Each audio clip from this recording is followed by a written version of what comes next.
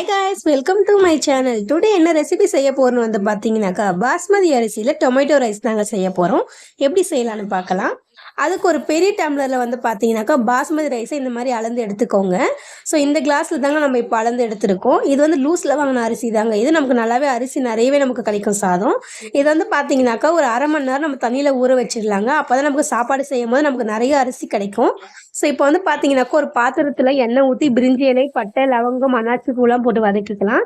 2லேருந்து 3 பச்சை மிளகா, நீட் வாக்கில் கட் பண்ணி வச்சிருக்க வெங்காயத்தை சேர்த்து நல்லா மிக்ஸ் பண்ணி விட்டுக்கோங்க. கூடவே வந்து பார்த்தீங்கன்னாக்கா நம்ம கட் பண்ணி வச்சிருக்க தக்காளியும் சேர்த்து நல்லா வந்து வதக்கி விட்டுக்கோங்க. இது கூட உப்பு சேர்த்துக்கலாங்க. அப்போ சீக்கிரமா நமக்கு வதங்கி வந்துடும். இது நல்லா வந்து கொஞ்சம் பேஸ்ட் டைப்ல வர அளவுக்கு நீங்க வதக்கி எடுத்துக்கோங்க. அதுக்கப்புறம் வந்து பார்த்தீங்கன்னாக்கா வந்து நம்ம இது கூடவே வந்து மசாலா சேர்த்துக்கலாங்க. 1 ஸ்பூன் அளவு வந்து பார்த்தீங்கன்னாக்கா வெறும் மிளகாத்தூள் சேர்த்துக்கோங்க.